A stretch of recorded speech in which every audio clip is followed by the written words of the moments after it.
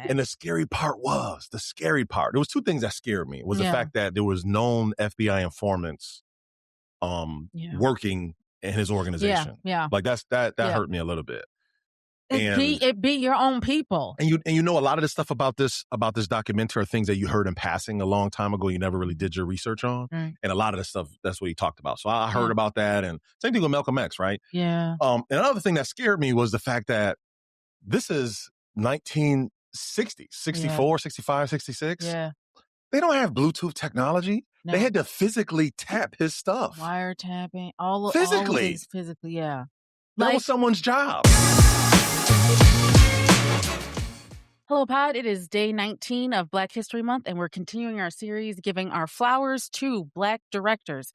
I'm your host, Jackie McGriff, and if this is your first time listening or watching, welcome to Representation in Cinema. We talk about the films that center Black, Brown, and Indigenous voices, as well as the film industry itself. I'm not only your host, but I'm also the founder, director, and co-producer of Our Voices Project, a production company that shares the stories and lived experiences of Black, Brown, and Indigenous peoples through visual storytelling and truth-telling.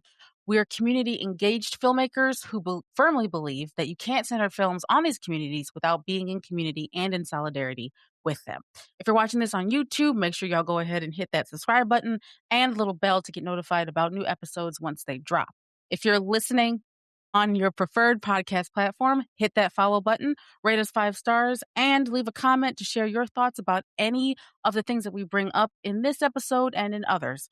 Tonight's episode is about the legendary documentary filmmaker Sam Pollard, the director behind MLK FBI, The League, Lowndes County, and The Road to Black Power, Black Art in the Absence of Light, and many others, as well as the docuseries currently on HBO, Atlanta's Missing and Murdered: The Lost Children. Before I get into some background about Sam Pollard, I'm going to reintroduce our guest returning to the podcast, Christopher Rush. Christopher is a Rochester native who is deeply invested in the success of underrepresented communities in Rochester. He serves the community as a part of the Rochester Monroe Anti-Poverty Initiative, also known as RMAPI, supporting organizations and individuals committed to creating conditions for upward mobility in Rochester and in Monroe County. Chris is a documentary filmmaker and also the host of the Crush Hour on WAYO 104.3 FM, connecting leaders working to make Rochester a better place. Welcome back to the podcast, Chris. Thank you so much for having me. I definitely appreciate it. Just want to start and say my opinions are my own and not that of my employer. Awesome. you know those listeners. Yeah, add the disclaimer. That's fine. That's totally fine. I get it. Okay. So, on to Sam Pollard. All right. 32. That's the amount of documentary films and television series that Sam Pollard has directed since 1990, all of which center the African-American experience. In an interview with June Jennings from PBS's American Masters, he states, "I grew up in America, like a lot of people, where our history has always been considered secondary. And the challenge that I was faced with it and that I grabbed onto wholeheartedly was that our experience is the American experience. And if you don't understand our experience, you're only getting a slice of what America's all about. When I grew up, everyone in my school years were Abraham Lincoln and Franklin Delano Roosevelt and George Washington. It took until my teens and being involved with other African Americans to learn about Langston Hughes, Zora Neale Hurston, George Washington Carver, W.E.B. Du Bois or Du Bois, just depending on who you talk to, Nat Turner, Malcolm X, and Dr. King. You know, I had to learn that history, which I've passed on to my own children. Not only is he passing this history to his children, but he's also educating generations, young and old, through his very detailed and thoughtful examinations of a myriad of different aspects of Black life, from examining art in Black art, The Absence of Light, to music through films like Old Dirty Bastard, A Tale of Two Dirties, Max Roach, The Drum, Also Waltzes, and Sammy Davis Jr., I've Gotta Be Me, to sports like Bill Russell, Legend, Citizen Ash, and The League. And of course, our history, with films like MLK FBI, Lowndes County, and The Road to Black Power, South to Black Power, and Slavery by Another Name. These are only a few in his vast catalog of films. Pollard's films bring together so many intergenerational voices intertwined with archival footage and photographs reminiscent of an older relative inviting you into the living room to sit down for an hour and a half to get an education. Pollard's films not only teach you a thing or 12, but they remain with you longer after the credits roll. Sam grew up in Harlem during the fight for civil rights and the turbulence of the Vietnam War. Mr. Pollard turned to movies like Park's coming-of-age story, The Learning Tree, the songs of Marvin Gaye, and The Courage of Dr. King to build a life with purpose. Following an early interest in electrical engineering and enrollment at Borough of Manhattan Community College, he transferred to Baruch, where he majored in marketing and joined the college's fencing team. But he had yet to find his true passion. He took an apprenticeship at a WNET-sponsored film training workshop and would spend his time editing for a number of television programs and films like Ganja and Hess. It wasn't until the 80s where he got the opportunity to make a film as a director, when he worked with the late filmmaker St. Clair Bourne, and Pollard had suggested that a film be made about Max Roach, to which St. replied, "You should do it." That film would later premiere in 2022 after working on and off that project for the next decade. In the meantime, Pollard had collaborated with Spike Lee and had edited several of his films in the 90s, such as Mo Better Blues, Jungle Fever, Four Little Girls, and Bamboozled. Afterwards, Pollard pivoted to documentary filmmaking, editing, producing, and directing films. If there's a director out there who I'd say is required viewing every time, it's Sam Pollard. Sam is someone who undoubtedly loves his people, and it absolutely shows through his craft. This is why we're giving Sam Pollard his flowers. If you haven't watched any of his films, we highly recommend that you do so. All right. So with that, we're going to dive into these films, 4 of these films. I said 32. We're not diving into all 32 because I can already hear Chris saying, "Why would you make that much work for yourself?" Jackie, why? And I'm sorry, I forgot our guest and our producer are both named Chris. So that was specifically for our producer because that's exactly what you would say. 100%. Yeah. So we're just doing 4 on this episode. So just so you know, we're going to get into spoilers. So this is your warning. All right. So we're going to start with MLK FBI, which was released back in 2020. It's a documentary. And of course, all of these are documentaries. But it's a feature film that exposes the FBI's intense surveillance and harassment of Dr. Martin Luther King Jr. during the 50s and 60s. Using declassified files, the film details how J. Edgar Hoover aimed to destroy King's reputation, branding him a dangerous enemy of the state. All right, Christopher, your thoughts, please. Oh man, I don't even know where to start with this. You know, I got a rough. It's tough for me too. I have strong opinions about like Hollywood taking real stories and then like, you know, benefiting from them. I much rather prefer documentaries because of that. Mm-hmm. I really wish, you know, I think they should be used to educate people. And I think this was a great tool to educate. My initial response, this was a very spicy documentary and not in a bad way, you know, and I think we definitely don't want to make light of what was going on at the time. We don't want to make light of MLK and what he means to America, what he means to Black people. As I was watching it and listening to what was happening to him, to his family, to the country, I'm like, man, this is some BULLSHIT.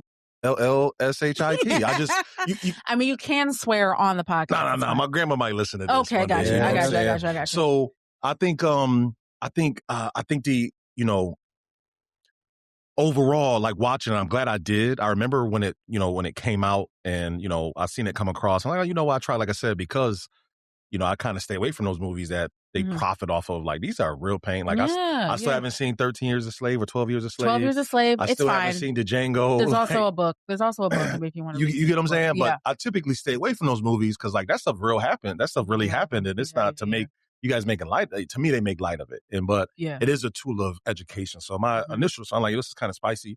I feel like they could have been doing other things with their time and money and resources. Especially now there's a big light on the federal government and they trying to light on where money's going and why it went there. I'm like, who was doing that at this time? Because I just felt like they had a huge surveillance budget for one person. Yeah. And there were so many things that went on. And right now I'm rambling. So you go ahead. That was my initial thought. This is the point of a podcast. Oh, okay. No, but seriously, because there was so many nuggets that I kind of listened to. And it was really frustrating. And then as, you know, you see pictures, we weren't alive in that time, right? Right. All we can see is the pictures. And we see Dr. Martin Luther King Jr. and we just see him as this great thing. And, you know, sometimes we have to be reminded that he was a person who went through real life challenges. And as I'm watching the documentary, I'm not relating it to what they were doing with him with the survival. But as he got older, you can tell it wasn't the aging that you saw in his face. It was like an exhaustion you saw in his face. You get what I'm saying? Yeah. And I'm like, I couldn't imagine dealing with all of that, 4 kids, and just, like, how could you? Like so the thing is like, okay, so you're an activist, your face is out there, right? Which means you're already a target. You have a family, you have a congregation, and then all at the same time, you also now have the government after you. Which is like, I can't even imagine the amount of pressure. And I from where I read or I heard about Dr. King, like when he was younger, going through like, he had like mental health issues, like he was depressed. I can't remember whether or not, and someone can like put this in the comments, please make sure to comment, if I'm, correct me if I'm wrong, but I believe he tried to, like he attempted death by suicide. Oh man, okay, I'll never do that either. Yeah, so like when he was younger, and so I can't imagine like the amount of it, all the things that he was feeling, especially during that time and having to deal with, to then like not only just being an activist, right, but then now having your own government, right, come after you because you're seen as a threat. Yeah. And they said it plainly. Yeah. Like he's a threat to, and every time I learn about Dr. Martin Luther King, I learned something new that I didn't know. And there was a lot of that in this documentary. That was one of the things I bring up often, and I haven't fact checked it yet because the person that told me is a credible source, right? He's an educator. Okay. And he's talking about this book that he had read, and it talked about the unsung heroes of the civil rights movement. And there were a bunch of people that we just don't know about or talk about, right? We talk about the kind of ones that are in our face. I call them the Fab Four. It's Harriet Tubman, it's Rosa Parks, it's Dr. Martin Luther King Jr. Malcolm and X, because it's Frederick Douglass. We don't even because it's Rochester, so we talk about Frederick Douglass. We don't really. People are starting to talk about like Malcolm X more, but those are not the figures that we learned in school. At least I learned. You know what? I got to hit Sam Pollard on. I need him to do a documentary on John Berry Meacham. Okay. Are you familiar with John Berry Meacham? No, I am not. Okay. Can I educate you real quick? Yes, please educate us. I'm going to get some of the dates and details wrong, but we'll be putting a fact check in the show notes. Sometimes in the early to mid 1800s, there was a man who was born enslaved. Okay. Named John Berry Meacham. And he was born into slavery. His mom and his dad are all at the same plantation. Okay. He gets shipped to, I want to say, Kentucky. Okay. He's in Kentucky for, 21 years. He had more of a progressive slave owner that would teach him how to read and write. Not read and write. That taught him how to do carpentry. And I think he just, by naturally, he learned how to do those other things. Okay. So at 21 years old, he's working on his plantation. On the weekends, he would go out and make money. At 21, he goes to a slave owner and buys himself out of slavery. No, I'm not done. Okay. No, so then he walks, like I said, fact check this. He walks from Kentucky to West Virginia. Is that right? 700 miles. He walks. And now this is 1850s, 60s, whatever. He don't got Nikes on. He don't got Pumas or Skechers. He probably had to walk at night. You get what I'm saying? Yeah. He couldn't stop and ask for directions. No. He walked from Kentucky to West Virginia, finds out the plantation his father's on. What does he do? He buys him. Buys his dad out of slavery. And now back with his dad. What does him and his dad do? They find out where their mom is. They buy cash out of slavery. So now, he's getting a little older. Yeah. He meets a woman named Mary, right? Mary is still enslaved. Mary is sent from a plantation in, I think, West Virginia up into Missouri. Okay. So he follows her. And then what does he do? Buys her. He buys her. So now he's in Missouri. He bought his wife from out of slavery. This is real. And he wrote about it. He wrote about it. Oh my God. He buys his wife out of slavery, purchases 20 slaves, teaches them how to do carpentry. After he got his money back from what he learned from them, he set them free. And he said he was able to do all but one. Out of 19, he was able to send them back out. And, and he said, but he was a drunk and you can't do nothing with a drunkard. That's what he said. So he did that. He's known as his businessman in Missouri. Yeah. Then he goes and he starts the first Black Baptist church in that area, right? And he meets another man. I think his man's name was John. Okay. And they got this Baptist church. What they would do in the basement is they would teach slaves and recently released slaves how to read and write in the basement of this church. Because this is 1800s in Missouri, they passed ordinance saying, nope, you can't do that. Right. Right? So then he purchased 2 steamboats. And what does he do? He teaches them how to read and write on the steamboats. And whenever someone would call, he would just ride into the Mississippi River. My people, my people. You know what I'm saying? You don't know about that guy. No, right? No. Most people don't know. No. That's a true story. Yeah. Right. So, I don't. Oh, so anyway, the way I was going, it was a long way to say there was the educator who I was having this conversation with, who was a mentor of mine when I was at college. Mm-hmm. He said he read this book about the unsung heroes. Mm-hmm. One thing he learned about the civil rights movement and this whole thing with Martin Luther King was, at the time, there was a different person that they wanted to lead the civil rights movement. And it was understood that the person that was in this position was most likely going to be assassinated. And the person they chose, they decided to go with someone else because they thought he was too important to the movement. So they got Dr. Martin Luther King Jr. to do it. Dr. Martin Luther King woke up every day knowing that. And then, remember, what was the first attempt on his life? When they blew up his house? Yeah. That was like a week after the civil rights movement started. Okay. Well, and to dovetail off of Jackie's comment, I'm reading an article from the National Association for Mental Illness, NAMI.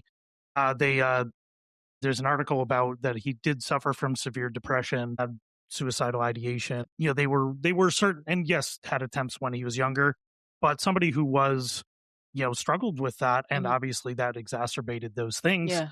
And there's also a book around leaders of movements, and many of them having issues, called A First-Rate Madness, that seems like it might be a good read, or what's a read that might be important to understanding how things work. We like that. We like that. For sure. Oh my gosh. Okay. So Sam. So yeah, if I can talk to Sam, if you listening, I need you to find out as much as you can about John Berry Meacham, and we need to interview people. I told myself before I'm dying, I'm gonna go check out his memorial, because they do got a memorial for him in Missouri. Okay.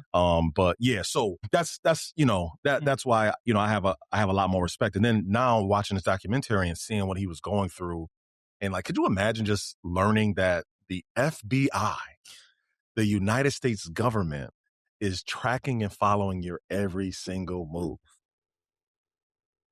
And he still got up and went to work every day. And he still did it. And so it's stories like this and John Berry Meacham when I be conscious of who I and what I complain about. Because the reality of it is, we don't really got problems like that for real. You can't say that in certain spaces, but I will. I mean, but it's true. It's true. Right now we joke, and especially I know this in like activist spaces, they joke about being on some list, or like to all of my to my FBI agent, that's they joke about that. He was really living that. He was really actually living that. And the scary part, there was two things that scared me. Was the fact that there was known FBI informants working in his organization. Yeah. Like that hurt me a little bit. It be your own people. And you know, a lot of the stuff about this documentary are things that you heard in passing a long time ago, you never really did your research on. Right. And a lot of the stuff, that's what he talked about. So I heard about that, and same thing with Malcolm X, right? Yeah. And another thing that scared me was the fact that this is 1960, 64, 65, 66. Yeah. They don't have Bluetooth technology. No. They had to physically tap his stuff. Wiretapping. Physically, yeah. That was someone's job. To be make sure we're recording that everything. Was someone's job. And and the thing is and you're going after you're going after, they went after other people. Like they surveilled James Baldwin, I believe, as well. Yeah. And a bunch of other prominent leaders, but how scary is that? I'm out and about, I'm at the grocery store or whatever, and back home, there's all these agents just making sure that they, are putting all the technology in place to make sure that, whatever it is that I'm doing while I'm at home is being recorded, and then they're monitoring. It's crazy to think that there was somebody's job to just monitor and review, okay, what is he doing to kind of measure out each of his steps. I'm today he went 5:23 p.m. he went to the bathroom. This is, it's ridiculous. It's just insane. Yeah, it's ridiculous. Yeah. So I just think about, the challenges we currently have. And that's why I'm, that's why I feel the way I do about certain social justice movements, or even the fact of, you look at Dr. Martin Luther King Jr. and him coming to Rochester before to, advocate and to protest, against housing discrimination. Right. Yeah. Yeah. And it's still happening today. It's still happening today. And then what warms my heart, and like I said, there's another thing that people have told to me, I've never watched it or never verified it, is the civil rights and equality was one thing. Yeah. Towards the tail end of, before he tragically was assassinated, it was all about poverty. Yeah. Yeah. Because it encapsulates so many things. I mean, I'm constantly listening to, and especially in this day and age, like I'm going back and listening to like Black radicals and hearing them talk too about like race, of course, but also class, but then and relating it to as far as like capitalism goes, we're talking about some of the most marginalized in our society are poor people. And so when you're talking about what they need, right? You get the needs of you get the rights and the needs of Black folks, and especially Black poor folks. Like, you get rights for them. Everyone else, right? Everyone else is like is also getting that lift. So, but that's also how, you're also able to mobilize with so many people, right? Like, not just Black folks, but like other folks who are also recognizing, the same things that he's talking about, I'm also having to deal with too on like this level or whatever. That's how so many movements in the past and the present, right, reach for solidarity, right, across ethnicity, across social and economic status, across ability, across sexual orientation, like so many different things, because, there's strength in numbers, and you definitely need that, if you're going to get anywhere, right? So, yeah, and of course that being why, they were so, especially J. Edgar Hoover was like so adamant, right, on making sure to get rid of him and discredit him, like by any means necessary. Man, he was the head of FBI for 45 years. How was that even?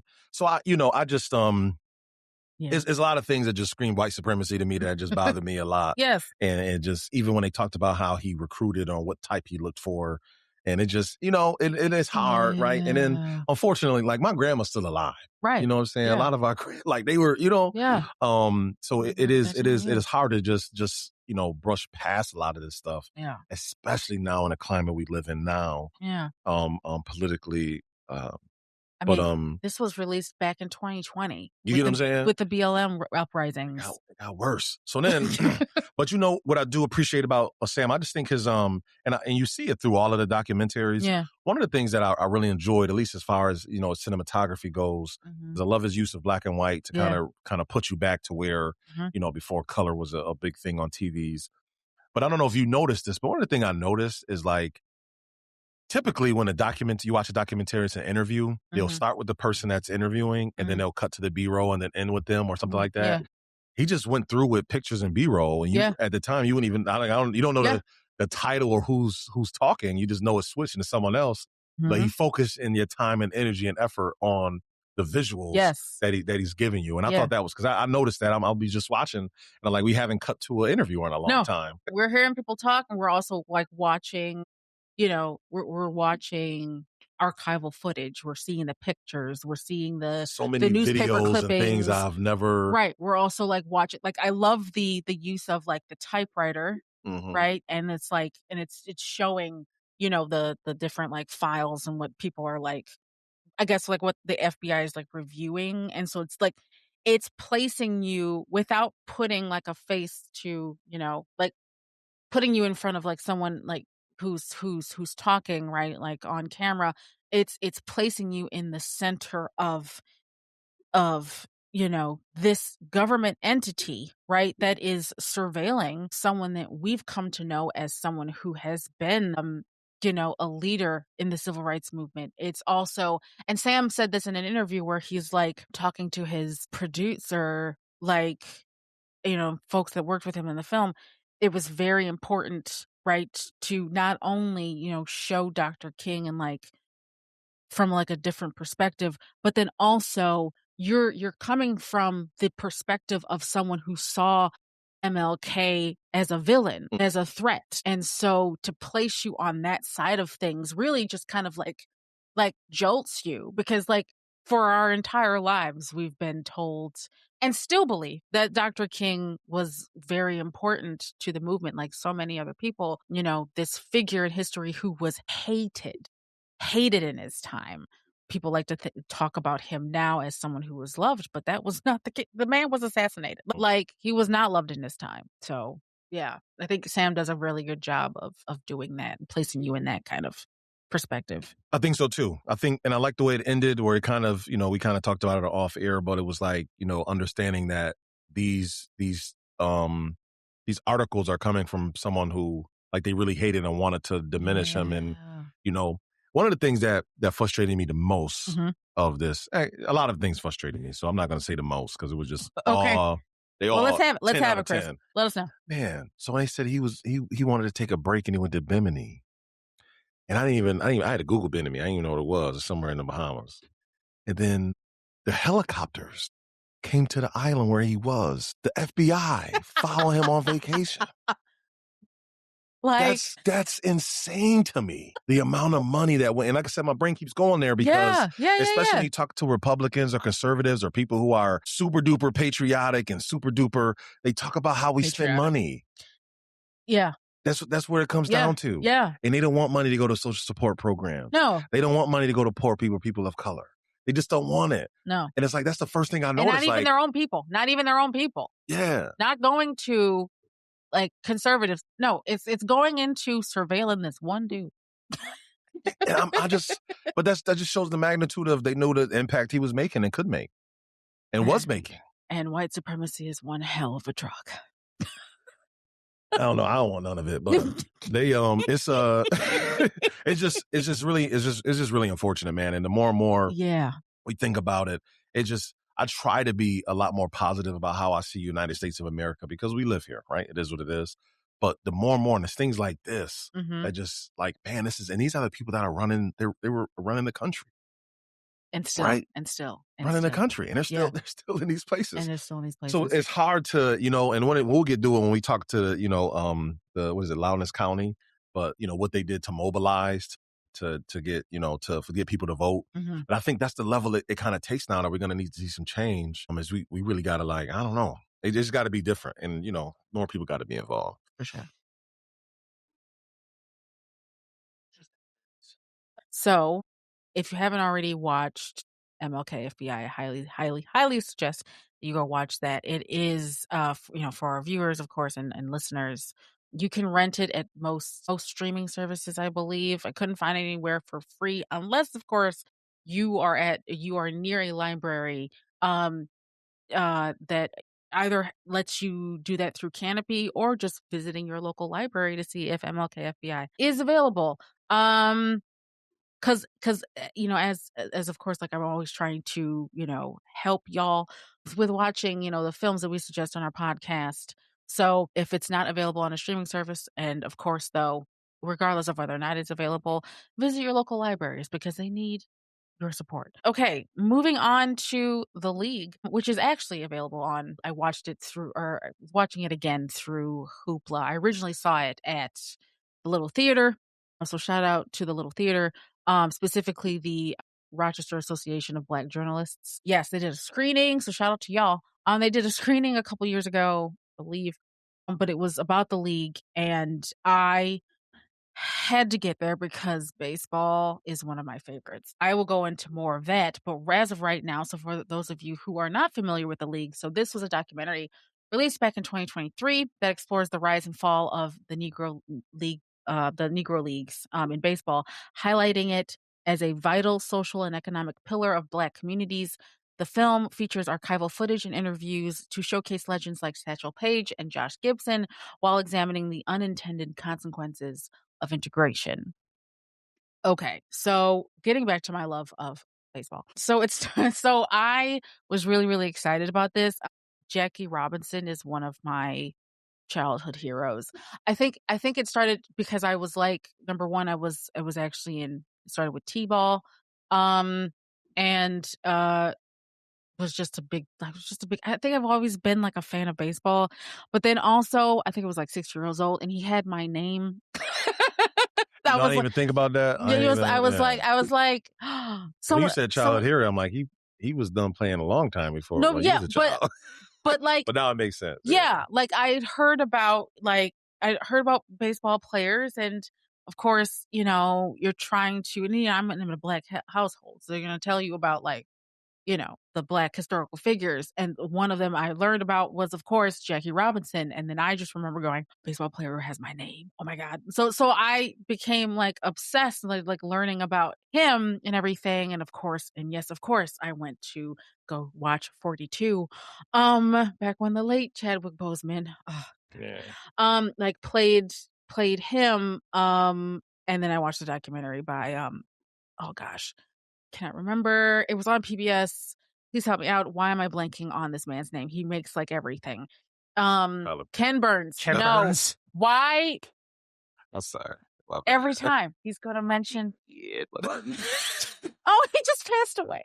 I know. I see. God. Okay. Anyway. No. Okay. Yes. Ken Burns also did a documentary about Jackie Robinson as well. But then, upon going into this film, so my initial reaction, and then I would love to get your initial reaction, Chris, but my initial reaction, I was smiling from the whole time. Like I was grinning the whole time because it's about baseball, and I watch quite a bit, when it comes to baseball, but then also too, just learning about the Negro Leagues and knowing that it was not only something that was ours, but then also it being something that also did a lot for me, myself being an entrepreneur. Like it did the Negro Baseball Leagues doing a lot also too for entrepreneurs. It brought together community. You had these tight-knit communities, right, that really supported one another. Learning about how like something like pastors moving their church services up so that people could go watch the game. Kind of like how we do with football now, but for back then it was baseball. It was just like one of the like neat things. And I didn't really know a whole lot, right, about the Negro. Like I knew some about the Negro Baseball Leagues, but this really like goes in depth, like with, the different conferences, their own World Series that they had, each of the teams, folks having baseball players having like a higher record than Babe Ruth, and that's not talked about. Like all these different things that come out of that documentary that I end up learning just makes me appreciate it that much more. I remember going to the Baseball Hall of Fame and just kind of like looking for like the plaques, the different plaques, right, of all of these players that I'd heard about and stuff, and just reading those. But then visiting the section that they have specifically about the Negro Baseball Leagues, and just like having this piece of history that we're, again, not often taught about. Really just, I end up walking away from the film, like being like, we need more stories like this. And I also wish like that there was a way to continue like recruiting like the youth for baseball. Like we have so many programs for basketball and football. I wish it was the same for baseball. And that's been kind of lost, especially given that I think they talk about this, like the pace of, the sport. Let me know your thoughts, Christopher, because I could go on. Yeah, man, I love the music. I love the movie. I think going back in that time, I think being able to see that footage, I think a lot of things you mentioned, moving to church services so people can get out and watch the game. Yeah. It was just something that it seemed like brought a lot of joy and built community to families at that time. So that's what I enjoy. I was familiar with the Negro League, not nearly as much as I learned. Everything I felt like I learned was new. I think I first got interested in it, it was around the time in the 2000s when throwbacks were big, and some of my favorite rappers would be wearing throwbacks, and talk about it was from, this player from the Negro Leagues and all that. Nice. But just, that's the one thing I noticed. It was just a lot of joy. And then also the people who weren't Jackie Robinson, who were as good, or meant a lot to the league. Yeah. And the fact that it dwindled down and then they started back up. So it was the second one. Yeah. And I just, those are all things that was foreign to me at the time. Yeah. But like I said, it's the same thing with the MLK FBI film. It's just, you never know what's really going on. And I think when you look at things from our lens, like I said, I was born in 91. So everything, the stuff we're looking at happened 30, 40, 50 years before we were born. Yeah. And you just have a little more appreciation for the people that are around you, and especially our elder people. I don't think we live in the best time to be alive. I'll argue that to the death. Like, there's no better time to be alive than right now. But I just couldn't imagine, us trying to do this 80 years ago, 50 years ago, 60 years ago. Yeah. You get what I'm saying? Like, this is tough, right? Mm-hmm. Where some of our biggest leaders were getting gunned down, whether they were black or white. So you look at this particular time, it just seemed like that it just brought a lot of joy, from different people to kind of get together. And I'm not someone who watches baseball at all. I can't tell you, I've been to a bunch of Red Wings games, but they usually because it was free. But it's like, oh, we got a suite. You want to come eat hot dogs? I'm like, I'll come eat the tater tots. So, but that's what, so I'm not a big baseball fan, but I think at that time, and I just know how it is when things are rooted in Black culture, when just Black people get together. It's just like, it's a thing. You know what I'm saying? So I can imagine the joking and the other kids playing around with each other and the junk talking and just the networking and community building that was happening because they were meeting at, or think about all the anticipation as they were coming up to the weekend to see who was, so I just think you could tell it brought a lot of joy to people at that time, specifically people of color. For sure. Also, so they're in the film, so they talk about like how, again, adding even more history and context, right, to the Negro baseball leagues, right? So they mention B. Du Bois or Du Bois, depending again who you talk to, but mentions to Black folks like, okay, in order for us to like finally get our rights, like to encourage folks to go and fight for America, only to come back and then that having failed because they're right back and like again facing lynchings and all the different things, right, that Black folks had been subjected to. And so in the same vein, like people are, they're having to do their own thing, right? There's a lot, right, that's going on that they, I think they had just passed what was it, Plessy versus Ferguson at the time, so that whole thing about separate but equal. And so they're of course, creating their own baseball league. But then there's this comparison that happens in the film where it's like it's comparing Major League Baseball, right? So all white players to the Negro leagues. And so the way in which like they play in the major leagues is like there is no stealing bases, right? It's all kind of just very like what baseball to be comes the Negro baseball leagues, right? There's no stealing. I think it was the bunt and run, right? That's introduced. There's the it's not the curve ball. It's another, and of course I'm blanking on which ball or which pitch. But there's another ball, perhaps. No. There's I had it in my head and I forget. Slider, maybe. No, there was another. There was one pitch in particular that screwball. Yep, it was a screw. Yep. So it was the screwball that was introduced. It was taught by someone from the Negro baseball leagues. Someone from the Negro baseball leagues taught a white player, right? He brought it to the major leagues and then got credited for that.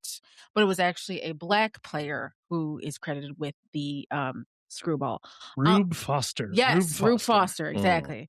And so they talk about Rube Foster a lot in this documentary.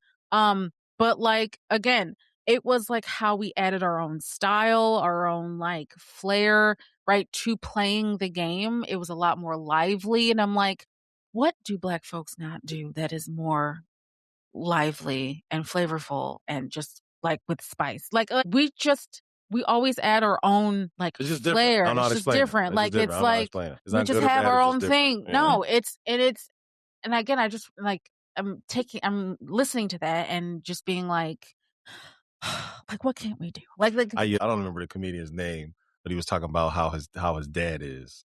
It's Tom Segura. Yeah. And he said his dad likes to go on Carnival cruises because he liked to watch Black people have fun. Find the clip. You got to watch the clip. It's hilarious. Okay. But yeah, I think, like I said, if I had to sum up during that time, and then, like I said, you just never know what's going on. Yeah. I don't know. The stuff that we read and we hear about from these traditions just don't do it justice. Like it was much more involved than when we realize as we just reading these articles or watching these short clips. This was something that was a big part of culture. Yeah. And that's why I mentioned, you talked about, Black people just, bring whatever that is to it. But that's why I said I couldn't imagine just, on a Saturday or Sunday, just being down there and being at one of the games. And the stadiums were always packed, at least from the clips we saw. Sure. It's probably a grand old time. They were having a time. Like, it's also the opportunities too. Yes. Like I was just reading, because one of the Negro League teams is actually about to be revived. Oh, okay. As part of the new Banana Ball League. Oh my God. So the Indianapolis Clowns. Hannah Bananas or something like that. The Indianapolis Clowns are being revived in Indianapolis, which is an original one of the old Negro League teams. Yeah. And they were the team that gave Hank Aaron their first contract. Yeah. And the MLB was integrated at that point, but they gave him, the barnstorming team gave him his first contract.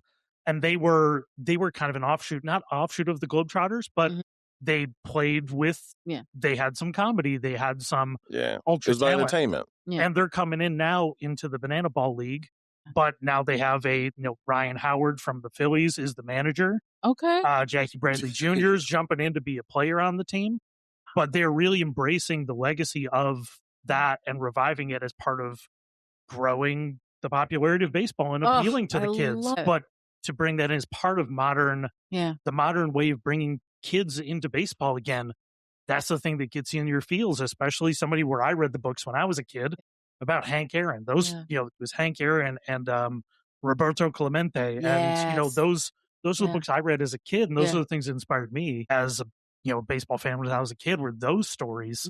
Not, gives a shit about Mickey Mantle. Let's talk about Hank Aaron and Roberto Clemente. Come on. Yes. And that's what that's what about like films like this is just like, this is it's part of the history that we don't learn. It's part of the history that is often, there's so much in our history, right? That like, I would appreciate it if it was included in textbooks and everything, but like, it's that this is why I'm always like a huge, advocate for putting history into film, whether that's through documentaries, whether that's through a narrative that's based on true events, because I feel like oftentimes, we're not going to see the inclusion, right, of Black history like in a day or in a month or in like, these curricula. We're seeing the pullback, or they're seeing the pushback, against and the dismantling, right, of the Department of Education. And we're also seeing like, more curricula, especially where it concerns diversity, equity, inclusion, being no longer included in curricula. So I'm like, okay, where else do you put it other than, of course, like books and graphic novels and stuff like that? You can also put it into film. And then what the amazing thing too about films are that, oftentimes what happens is people are having conversation right after they've seen a film, and, they're going and looking up things, right? Okay, well, what about this? What about this? I want to learn more about this. It's a way to educate the masses, right? Without like, putting them through like a lecture, especially when it's like executed well. It's told in an entertaining way. And like I said at the top, like I feel like with Sam Pollard's films, it's like getting, being told by like an older relative, hey, come and sit down, I'm gonna tell you a story. Like, and it's like you're pulled into a living room, you sit down, you're listening to the voices of people who are involved, or the people who, have had this history passed down to them, right, by someone who was involved. And it's just a very like cool way of learning, especially about our history that is so often thrown under the bus or just not told or shoved aside. Yeah, I agree. Yeah. Any more thoughts about the league before we move on? No, like I said, I thoroughly enjoyed it, learned a lot. I think with these first two documentaries, we learned a lot. Still, a lot of footage, a lot of black and white. I feel like it was more interviews where you see the actual interviewer than MLK and FBI. But I think they told a great story, and no matter seeing what challenges that came of it, I was still grateful that it brought joy at the point in time it did for our people. Yeah. And then also too, before we actually move on, there's something else just popped in my head when, we're talking about, well, two things actually. So, we're all told, right, that Jackie Robinson broke the color line, but actually back in the 1800s, like the late 1800s, there were Black players in the major leagues. Okay, didn't know that. Yeah. So that's actually, it is in the film. They touch on it like briefly, but there were, and then somewhere along the line, or somewhere down the line, they're more strict about the segregation. And I think, again, this is after, I believe Plessy versus Ferguson. Okay. And so they just weren't they just weren't good. No. Well, no, they were like, as far as we know, like, they were good. They were good enough, like, to make Okay, you're right, the major leagues, right? And so, no disrespect. but then they stopped, like, they canceled the contracts of the Black players. There weren't that many, but I hope they do. Yep. What else is new? They weren't there. They weren't. They weren't. They were there, and then they weren't, right? And so Jackie Robinson, of course, like, we know that whole story of, like, him breaking the color line. And then, of course, when you have integration, right, being brought forward, the issue, and this was what starts the downfall of the Negro baseball leagues, right, is, okay, like, yes, the goal was always to integrate, but at the same time, now you're losing, with so many players now going to play for, right, the major leagues. Now you're losing, like, the best players. You also don't have as many people attending those games, because now Black folks are allowed to go to those games with the major leagues. Those entrepreneurs, the small businesses, right, that were dependent on the money that was being brought in, you know what I mean, from those games, are now having to shut down their services because they can't. So, your thoughts on that? It reminds me of one of Dr. Martin Luther King's quotes that he said later in life, that isn't as publicized as I wish it was. All right, bring it on. I fear I may have integrated my people into a burning building. And that actually brings us to the next film, because that's a quote at the end of Lowndes County and the Road to Black Power. So this documentary was released in 2022, and it chronicles how residents of Lowndes County, a violently segregationist area in Alabama, secured their right to vote and tried to change conditions within their racist district. So what you had just said was something that was said at the end of this film. This film, I had to pause a couple times. I had to pause a few times, because this one, while there is plenty that is very much like, plenty of moments in the film that I'm just like so proud. Like, I was like, I would choose to be Black in every single lifetime, just made you proud, right? To be a Black person. At the same time, it's also like those first few moments, it shows you, right, Bloody Sunday, right, on, the Pettus Bridge. And then you go right into talking about Lowndes County and how it's 80% Black. But they don't have power. They're not allowed to vote and all this stuff. And then at the same time, Lowndes County Black folks are just being picked off. They're being lynched. If you tried to go, even if you're just like walking, like, along a road or whatever, right? There would be all of these, like, there would be these cars full of white people, and they were just like, just killing Black folks, like, left and right, like it was some sort of sport. Like, it's like you're aware, right, that things, right, it doesn't surprise you when you hear this, but it's still a shock to the system when it's like, we're 80% Black, like, y'all can't leave us alone. For one, it's nuts to think about that. This is the environment in which, like so many other moments in history, we're in an environment where it is volatile, and you're still like advocating, first of all, you're like, okay, in order for us to get power, right? Because again, 80% Black population in this county, like, we need power. We need a way to self-govern. And so we need to organize and rally together to try to get candidates into office, to get a party for us to then be able to elect people to office, to that party, to then be able to gain back some of that power so we can also get our rights. And so you have people, right, like going about trying to get people to register to vote, people being targeted again, being targeted for getting Black people to register to vote. And it's just another thing. I think I remember, like, after watching this film, I'm like, for those of you, by the way, especially in this political climate that we're in, I feel like I've been saying that for the past 10 years, but like for this political climate that we're in, if you are ever discouraged, especially when it comes to organizing, you need to watch this film. And even if you're not an organizer, you need to watch this film because it is about a community of people, again, under a lot worse conditions, who are still, despite everything. I mean, there are moments in this film where you see there's like this archival footage of someone actually back then who was recording video. You're seeing people go into a space to organize with bandages on their heads.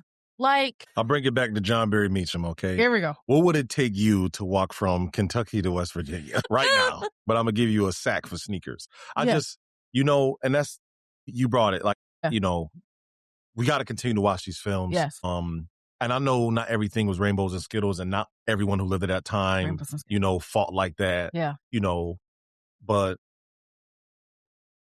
one of the things that I think helps me out is be able to be in spaces where this stuff crosses my path. And I'm very curious about things. Like, I stay on Google, I hear things, I try to, but I really wish more of our youth understood some of these things our community went to. And I just want to point out too that Alabama's already on my list, right? I'm not going to say what the list is for, but Alabama's on my list. Places not to visit? Because that's mine. No, I need you to visit.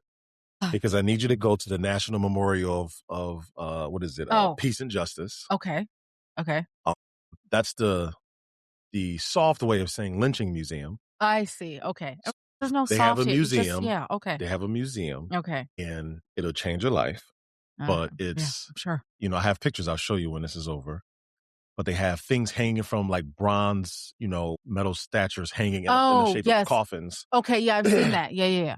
And on each of them, it has, why the year and why they were lynched. Mm-hmm. And you could just spend hours reading why, this person was lynched for protesting because someone else was lynched.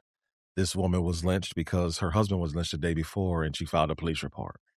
This one got a white woman pregnant. This one, I'm like, God dang. So Alabama, every time I hear Alabama and I think about it, like, there's no way, like, if these people could survive Alabama, we could get through Rochester. We could try to find a way to get the right people in office in some of these positions. If they were, like, talk about mobilization, right? Yeah. Like, think about all the, like I said, it's a great time to be alive.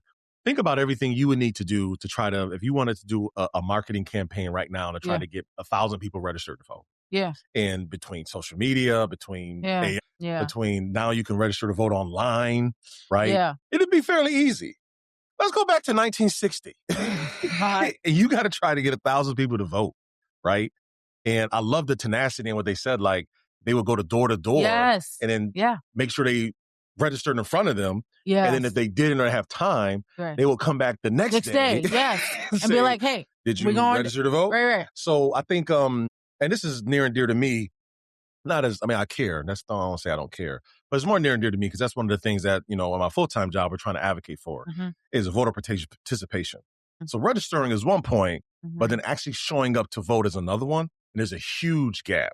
Like, thousands of people in our community who could vote don't. And there's also a third thing to that because they're So, and again, this also has to relate to the film because this is also, they get candidates that are in the best interest, like, of people that actually, like, stand on things, right, that you want to vote for, because that's the thing. It's one thing to say, go out and vote, right? That's the easy thing. But it's another thing to actually have people on the ballot who are worthy of being voted for. And that's fair and right. And I agree with you. Yeah. But if we don't even get people to understand that voting is important, if we don't get how many people, and like I said, I even, I half believe them, right? They say they already know who's going to be in power. None of this stuff really matters, right? Maybe at the federal level. At the federal level, yes. Maybe- local Maybe though, you can buy elections at the federal level. Locally, I need y'all to show up. And we, I go in rooms and this is like I said, I love everybody. There's no disrespect, but specifically our people of color, man. You can go in the room and just raise your hand and say who's voted in the last election or who plans on voting for the midterms, right? And, the hands stay down, right? There's a whole lot of education that has to go into like voting, right? Because there's one thing to, like I say, you're right. You write your name on a piece of paper, fill out the documents, now you register to vote. You can go into the voting booth, or now they got a nice machine and just press buttons and now you voted. But they were intentional about who they wanted to get out of office and who they wanted in their community to replace them. Yes. And maybe those conversations do happen. And I'm just not there. It's very possible. Need to be happening more and more. I'm not at every table. Right. I'm not. There's people who are way smarter than I do, who are still trying to push the causes, and they in rooms that I'm not in. But it has never come, like I've never got a chain message, right? They'll tell you get a chain message to boycott Target. Right. You get a chain message to boycott Amazon. When they going to say, hey, y'all, we voted next week. This is who I need, y'all, and this is why, right? That might be illegal, but I think, that isn't, I haven't gotten those. I haven't gotten a chain message related to, hey, we're gonna call these candidates up and try to have an event where they can explain to us why they should be the ones qualified. Yeah. And I know that happens in certain places when you get to a certain level, of course the mayor, they have debates and all that stuff, but. And it happened in this film. You're right. That's what I'm saying is like, I need folks at the little theater. Okay. I'm talking directly to you. Okay. Lowndes County. All right. And the Road to Black Power. All right. How do we do that? We can organize now. We just got to make it happen. No, we're not going to leave little theater. Oh, no. Right. No. And I'm saying, listen, no. Oh, I'll just send an email to Matt and be like, oh, is that easy? It is. And it's how I've gotten things done before. So Matt, we're going to be talking soon. Matt, we need you to play Tyler Perry. No, absolutely not. Tyler Perry goes to college. No, don't listen to him. Don't listen to him. Another one. Another one. No. Tyler Perry goes to college. No, why? Okay. This is about Sam, and you gotta keep involving Tyler Perry. This is crazy. Also, shout out to FD Signifier. I'm going to watch that video, bro.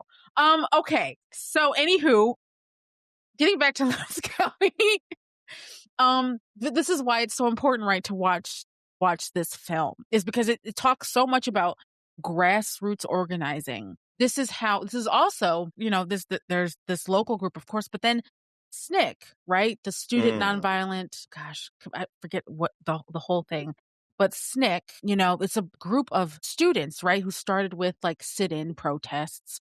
Coordinating committee. Yeah, thank you. So the Student Nonviolent Coordinating Committee, so people like Diane Nash and Stokely Carmichael, who would eventually be Kwame Ture, and others, right, getting involved with the people of Lowndes County to mobilize, to organize. So that's how a lot of these folks also got their start, was with grassroots organization, making sure folks were protected at the polls, making sure people were protected just registering to vote. That was the other thing. That was the other thing, like the protection, like them standing there with guns. Listen, they were also telling people they put up signs that were on like, I think it was like black farmers' fields, where folks could like see them. Like they would put signs saying, go to the polls and then go straight home, right? Because they thought that there would be violence, of course, from the white population in this county. And so there was just a lot of different things, a lot of different aspects of making sure that not only people got registered to vote, but then also that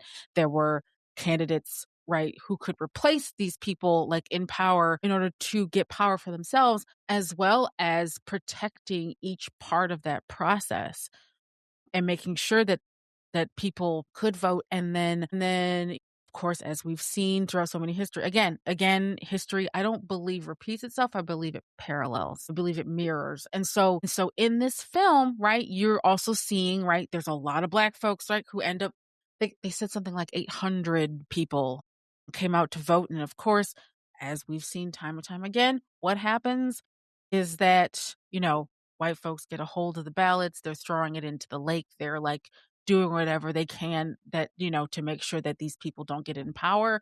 And of course, that first time around, they lose. Their candidates lose, but then they just every 2 years, they come back and vote in someone else. And eventually they end up hiring their first Black sheriff who changed quite a few things, in their county. So again, especially if you're someone who's organizing or if you're working with organizers, like this is a film that you absolutely need to watch. And yeah, it's just, again, it's another incredible film by Sam Pollard. I mean, honestly, just add Sam Pollard for any teachers out there, any educators, add this man's filmography to your curriculum somehow, because you're going to learn so much in like a short amount of time. I mean, like each of his films, I think is like maybe like an hour and a half, between an hour and a half, an hour and 40-ish minutes. So yeah, that's a film you absolutely need to watch. And then finally we come to, actually, hold on, before I move on to our last film, Lowndes County, you can watch on Peacock right now. The League, like I said, was on, I watched it through Hoopla. So if you can get it through your library,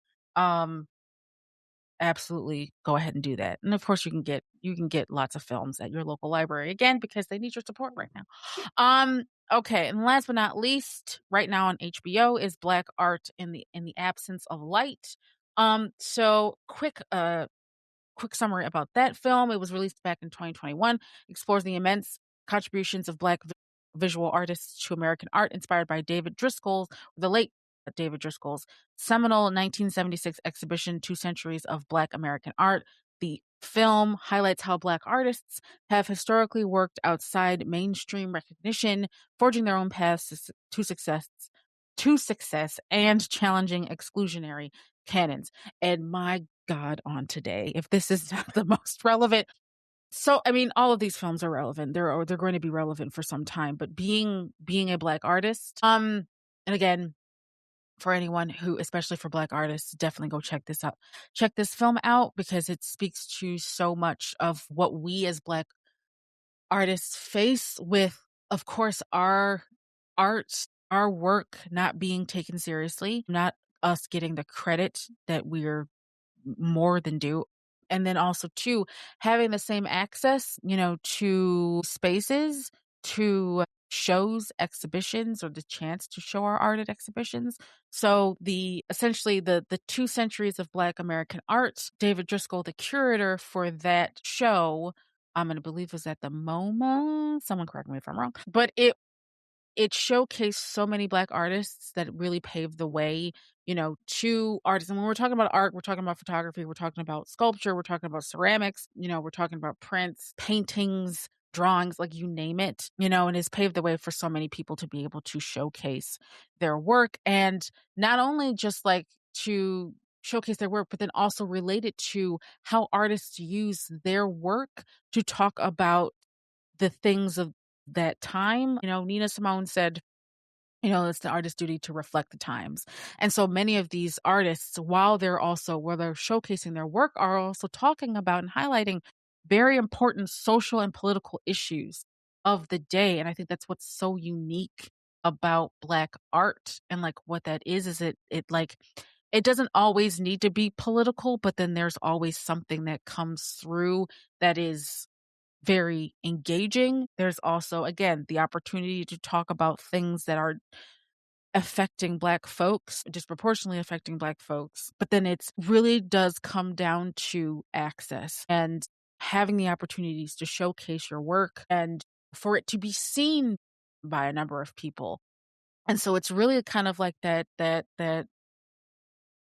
what it really did was really, again, like I keep saying, it really paved the way for a lot of Black artists to have their work shown, and also like being able to do commissions. They also talk about in the film how there are, I think they mentioned, or they interviewed Swiss Beats, who I wasn't aware was a Black collector.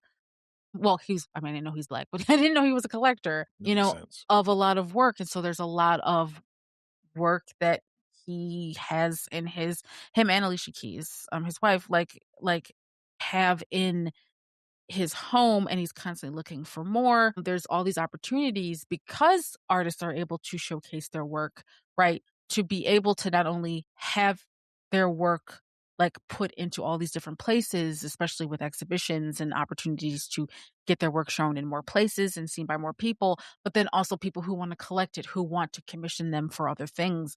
And so, like I said, like there's when you create a space for people, when you create opportunities, when you give folks access to equipment and other resources, when you provide compensation, which people apparently like, you can't survive. No artist can survive on exposure. Sorry, but that just does not cut it, and that's not good enough, especially in the year of our Lord 2026. Again, like this is something this was a film that was released back in 2021, and of course, I mean, like it's been 5 years, but it's just as relevant, and it will be just as relevant, in the years to come.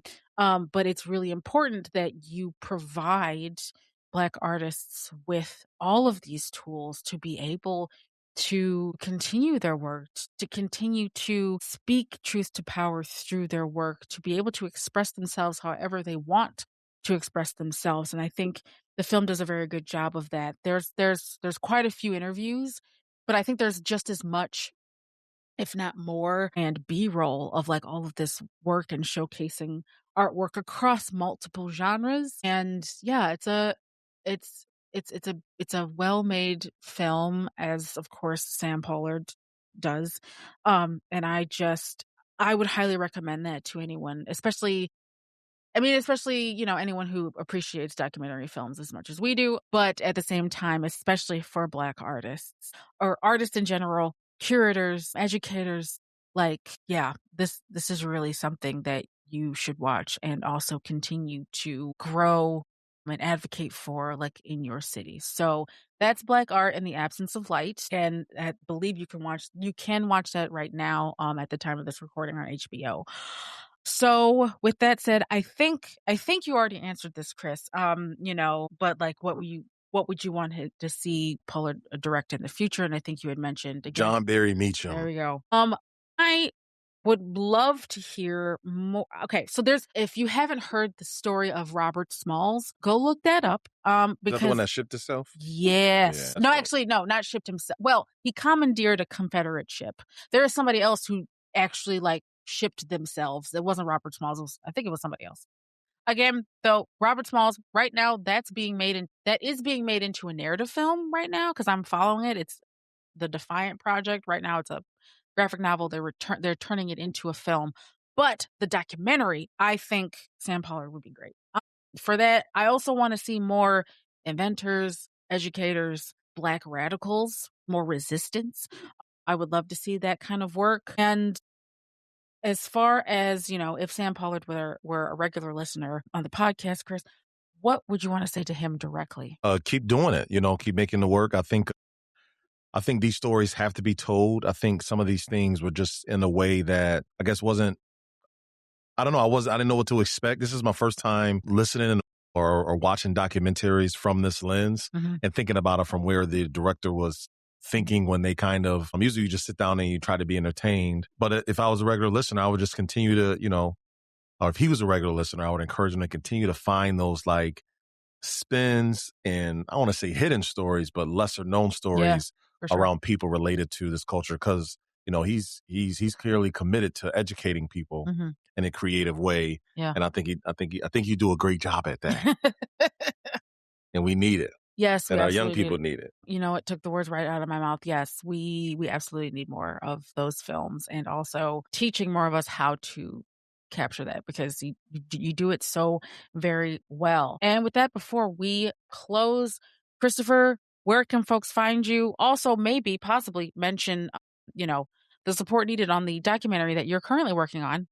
Yeah. So first, I guess right now the easiest, instead of giving my email address, but on Instagram, I'm active on Instagram for my radio show. I'll be grateful if you could follow, and also if you want to send any messages and connect me to people you think would be a great person to be interviewed on the show. As I mentioned, we just bring people on there who are doing positive things in the Rochester community and kind of learn about why they do, and who they do it for. So that's _Crush Hour. _Crush Hour, like rush hour, but crush hour. And also, I'm working on a documentary. I got some great news. Was awarded to rent out of space so I can shoot some of my interviews. Nice. Essentially, with the rising cost of everything, except for wages. Sure. There's a growing trend of people who are employed and homeless at the same time. Some people have multiple jobs and they still can't afford. And so the reason I wanted to make this documentary was there was a documentary made, CBS highlighted, the same story, but in Atlanta. And, from some of the rooms I was in, were some comments around, well, I'm glad that doesn't happen in Rochester. I'm like, what? So that's it. If you can help any way, shape, or form, if you're an editor, if you're a camera person, if you know someone who would like to be interviewed, rather a context expert to talk about the state of the living wage or the state of housing and homelessness in Rochester, or if you know someone who's currently going through it and they wouldn't mind telling their stories, please reach out to me _crush hour. Right, y'all heard it here. All right, so thank you once again to Christopher for being on the podcast tonight. Listeners will have information about where you can follow and support him in the show notes or in the description below. Of course, if you're watching on YouTube, wherever you're listening from, make sure y'all, again, hit that subscribe button, give us a 5-star rating, share this episode, and leave a comment to let us know what you thought of tonight's episode. Follow us on Facebook, Instagram, and Threads. You can also visit ourvoicesproject.com and sign up for our newsletter for more information about what we do. We'll be back with more episodes every Thursday with old and newly released movies that center Black, Brown, Indigenous folks, general movie news, and interviews with film festival curators and programmers, film critics, and filmmakers. So next week, of course, continues our series on Black filmmakers, their stories and contributions to cinema. We're handing flowers to filmmakers that we should be talking about. Some of you may have heard, and some of you may not have heard of. Either way, you won't know until the show premieres, so make sure you subscribe. This has been Jackie McGriff, your host of this episode of Representation in Cinema. As always, thank you for listening.